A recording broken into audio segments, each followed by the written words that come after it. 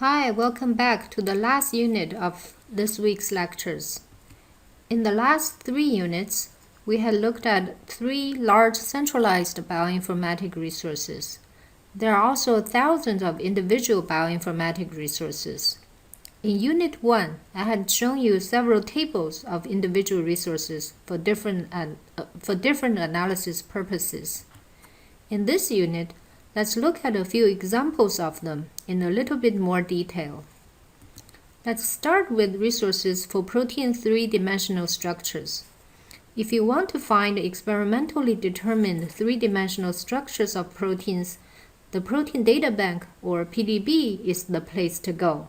It contains the 3-dimensional coordinates of atoms in a protein structure determined by X-ray crystallography or other technologies, as well as lots of other useful annotations. As of December 2013, PDB contains about 85,000 X-ray structures, including 80,000 protein structures, 1,500 nucleic acid structures, and over 4,000 protein nucleic acid complexes. PDB also contains over 10,000 NMR structures, including 9,000 protein structures, 1,000 nucleic acid structures, about 200 nucleic acid and protein complexes. There are also about 1,000 structures determined by electron microscopy or other technologies. This figure shows the growth of PDB over the years. The red bars show the number of structures in PDB over the years, and the blue bars show the number of newly determined structures in PDB every year. As you can see, the number is growing, but not nearly as quickly as the growth of sequencing data. The technologies to determine 3D structures are still very time-consuming. The total number of protein structures determined is reaching 100,000. As a comparison, you may remember from Unit 3 that the number of curated protein sequences in UniProt SwissProt is 541,000, and the number of uncurated protein sequences in UniProt Trumbo is 48 million. What can we do about all these extra proteins with only the sequences known? Fortunately, there are bioinformatics methods that can predict the 3D structure of a protein from its sequence. Swiss Model is such a prediction web server maintained by the Swiss Institute of Bioinformatics. As I mentioned in Unit 1, there are 3 main types of methodologies for protein structure prediction. The boundaries between the types are getting blurry as many of the new methods incorporate 2 or all 3 of the methodologies. Nevertheless, Swiss Model is based primarily on homology modeling. You can input a protein sequence, and Swiss Model searches for homologous proteins with known structures and builds a model for you.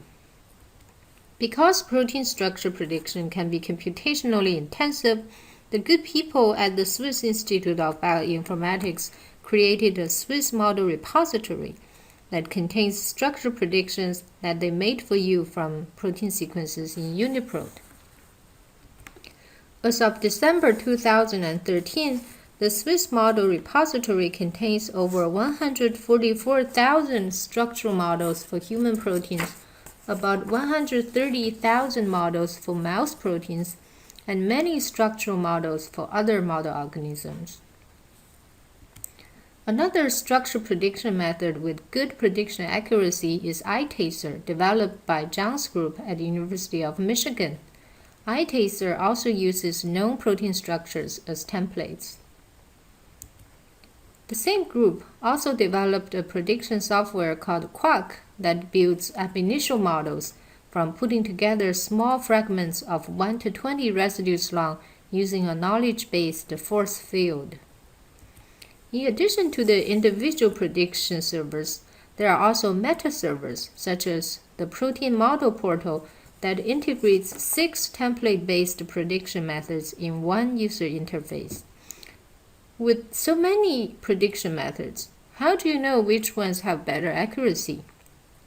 This can be difficult to assess when everybody evaluates their methods on different data sets. Wouldn't it be great, for comparison, if all the different methods are evaluated objectively against the same data sets? That's exactly what CASP does. CASP stands for Critical Assessment of Protein Structure Prediction. It has been running every other year since 1994. The 10th CASP was run in 2012. The 11th CASP will start in May 2014. Each time, the CASP organizers solicit protein structures that have been determined but not yet published from structural biologists. They then provide the amino acid sequences of these proteins online and invite all interested researchers from around the world to predict the three-dimensional structures using their own methods.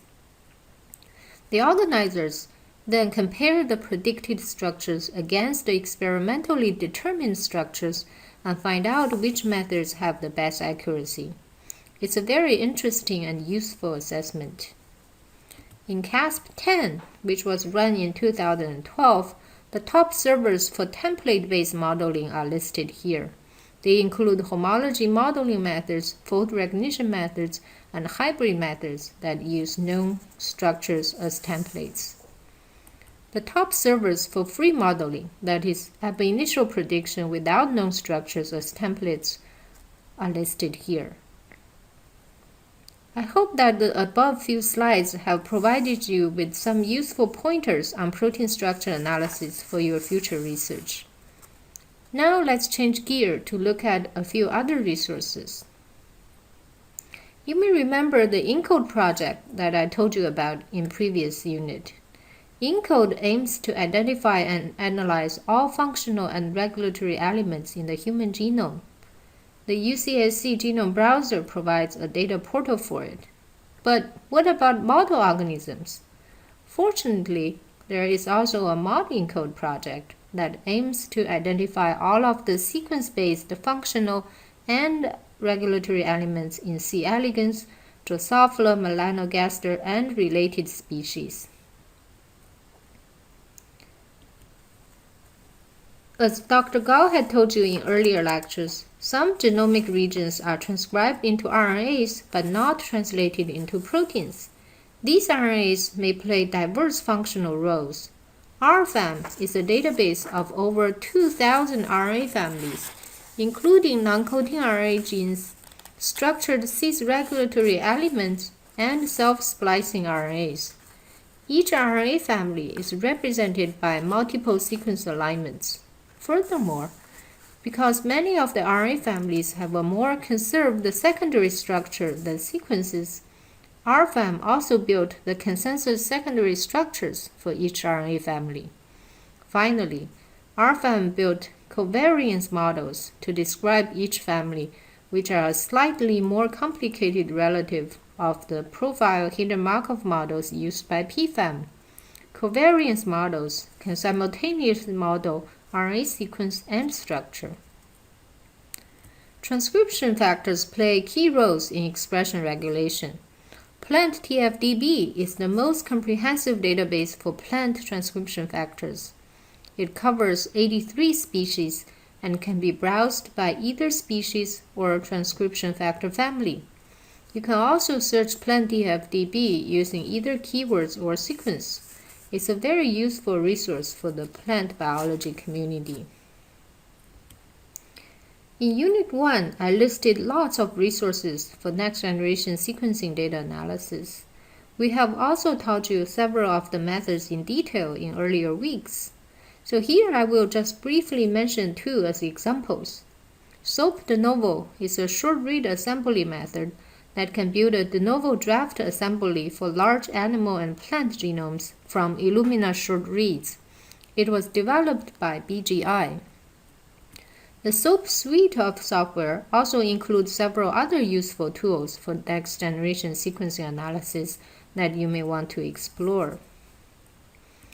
We had talked about methods to call SNPs from next-generation sequencing data in earlier lectures. There are also lots of large structural variations and copy number variations in the individual genomes. CNV nature is one of the methods to cause structural variations and copy number variations from the next generation sequencing data. Mark Gerstein's lab have also developed several other software and databases for structural variations, which you can explore from here. Last but not least, I'd like to tell you about 3 very useful resources that can make your software programming much easier. Bioconductor has over 700 open source software packages and modules in the R statistical programming language that you can download and embed into your own software programs. They can analyze gene expression data, genetic variation data, and many other types of high-throughput data. Similarly, BioPerl shares lots of Perl modules for bioinformatics analysis on Linux, Windows, Mac OS X, etc. BioPython is a similar collection of Python libraries and applications in bioinformatics. These 3 resources are very useful. Many of us have used them in our bioinformatics programming. I would like to end this week's lectures by saying again that bioinformatics is a fast-growing young field. I hope that in a couple of years' time, we will be teaching something that you develop. In the meantime, after you have listened to all these lectures, please really go onto the web and use these resources. You will see that they give you a new power for your research. I hope that you will enjoy this new power. At the same time, as the movie Spider-Man said, with great power comes great responsibility. Please remember that, as Dr. Gao and I had emphasized again and again, every powerful method also has its underlying assumptions and limitations. So please use the power with caution and responsibility. That's all for this week. See you next week.